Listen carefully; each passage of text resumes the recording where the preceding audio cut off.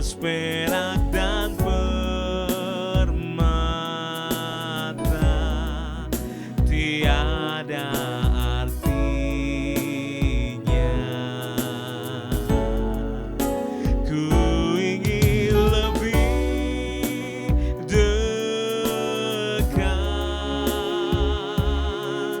bersekutu denganmu.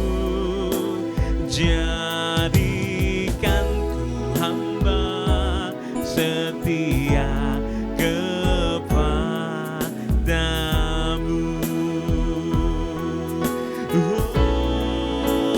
Lebih dari segalanya,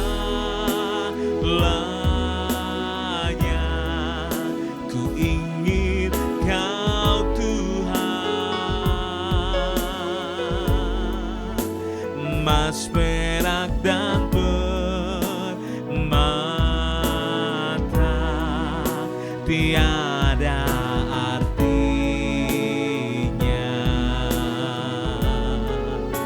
Ku ingin lebih dekat, bersekutu denganmu. Jadikan ku hamba setia kepadamu.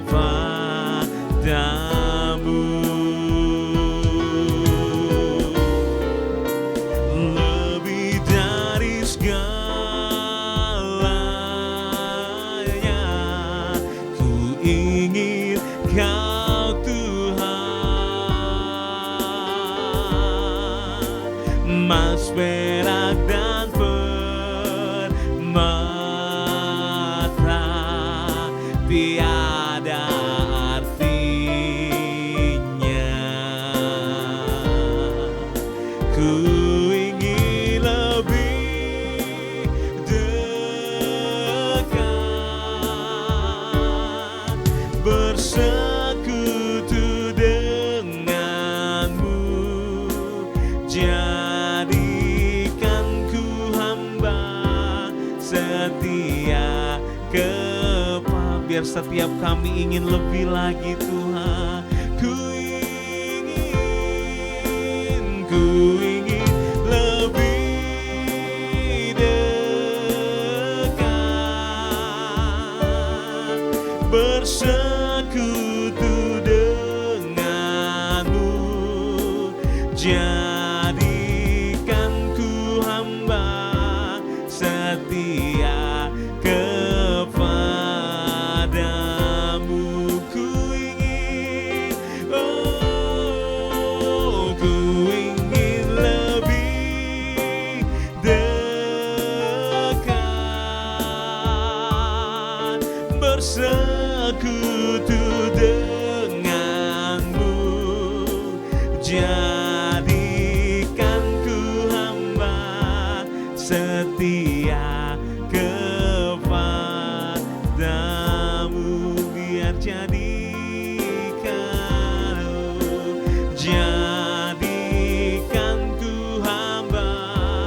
setia kepadamu.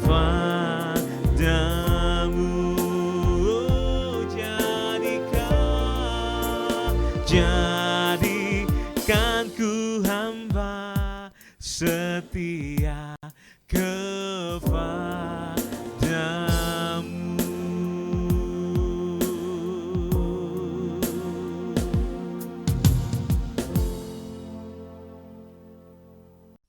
Puji Tuhan. Bapak Ibu sedang kasih Tuhan, saya ucapkan selamat pagi, shalom. Apa kabar? Tentu baik semua, dan kita akan bergabung kembali dalam acara renungan pagi hari ini, renungan harian. Sebelum kita melakukan segala aktivitas kita sehari-hari, mari kita tundukkan hati kita di hadapan Tuhan. Segala puji syukur kami naikkan kepadamu Tuhan di pagi hari ini. Kembali kami akan menyiapkan hati kami untuk diberkati melalui kebenaran firman Tuhan. Bapa, kiranya pengurapan dari Allah boleh turun atas kami, supaya apa yang kami dengar yaitu firman-Mu pagi hari ini menjadi kekuatan dalam perjalanan hidup kami, khususnya pada hari ini. Terima kasih Bapa, kami bersyukur di dalam nama Tuhan Yesus. Haleluya. Amin. Saudara yang kasih Tuhan, saya ucapkan selamat pagi, dan kita kembali melanjutkan perbincangan kita bagian yang ketiga. Sebagaimana Daud berkata, sekalipun aku dalam lembah kekelaman, aku tidak takut bahaya. Lembah kekelaman artinya bayang-bayang maut, saudara. Ini pergumulan Daud. Banyak orang menginginkan Daud mati, saudara. Makanya dia berkata, sekalipun aku masuk dalam lembah kekelaman bayang-bayang maut, tapi dia berkata, aku tidak takut bahaya. Saudara, kenapa Daud berkata demikian, saudara? Sesuai dengan Mazmur 23 ayat 4 dan 5 bagian A.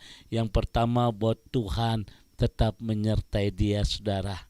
Penyertaan Tuhan terbukti bukan pada saat kita semua keadaan kita baik-baik, tapi justru dalam keadaan tidak baik, keadaan yang memburuk, penyertaan Tuhan begitu sempurna, makin dahsyat. Saudara yang kasih Tuhan, kemarin sudah kita membahas bagian yang kedua. Kenapa Daud berkata, sekalipun aku masuk dalam lembah kekelaman, karena ada penghiburan Tuhan saat kekelaman terjadi. Ada campur tangan Tuhan sehingga kita terjamin tidak akan kekurangan, tidak akan tergeletak, dan tidak meminta-minta, karena ada gada daun tongkatnya buat kita, saudara. Dan hari ini, saudara, alasan yang ketiga kenapa Daud berkata demikian, ada penyediaan Tuhan di tengah masalah dan dihadapkan para lawan kita. Saudara yang kasih Tuhan, hari ini kita bisa melihat yang bagian ketiga. Ada penyediaan Tuhan di tengah masalah dan di hadapan para lawan kita, sehingga kita tidak perlu takut menghadapi apapun, karena Tuhan dan surga tidak pernah kekurangan stok dan tidak pernah kekurangan cara untuk memberkati kita, untuk menolong kita. Bahkan dalam perkara-perkara yang kelihatan gak masuk akal, Tuhan sanggup memberkati. Inilah cara Tuhan memberkati dan menolong kita, bahkan untuk perkara-perkara yang mustahil. Bapak Ibu sedang kasih Tuhan pagi hari ini, apa yang menjadi ketakutan dalam hidup saudara? Apa yang menjadi kecemasan membuat hidup kita kayaknya sempit dunia ini, saudara? Saudara yang kasih Tuhan, sudahkah kita bersikap seperti Daud? Sekalipun aku masuk dalam lembah kekelaman, aku tidak takut bahaya. Kenapa, sudah ada penyediaan Tuhan di tengah masalah dan di hadapan para lawan kita. Ada penyediaan, saudara, sehingga kita tidak perlu takut menghadapi apapun, karena Tuhan tidak pernah kekurangan. Stoknya begitu banyak dan tidak pernah hilang, saudara. Tidak pernah kekurangan. Dan cara Tuhan memberkati kita, menolong kita, bahkan untuk perkara yang mustahil. Tuhan yang kita sembah adalah ahlinya, saudara. Ini gak masuk akal, ini namanya mukjizat. Saudara yang kasih Tuhan, ingat ketika perkawinan di Kana terjadi, wah, semua tenang, apalagi pengantin dia super tenang. Tapi ada yang gelisah, saudara. Siapa? Pelayan. Pelayannya mulai gelisah, mereka mulai kehilangan semangat. Kenapa? Air anggur habis. Pernikahan bagi orang Yahudi bukan makanannya yang dinilai, tapi minuman anggurnya. Sedangkan saat itu habis sama sekali. Tapi yang saya lihat di sini mempelai tetap tenang. Kenapa? Karena mempelai mengundang Yesus masuk. Dan itulah penyediaan yang sempurna. Kalau burung di udara Tuhan pelihara, lebih-lebih kita sebagai anak-anak yang dikasih, saudara, tetap akan dipelihara Tuhan yang luar biasa.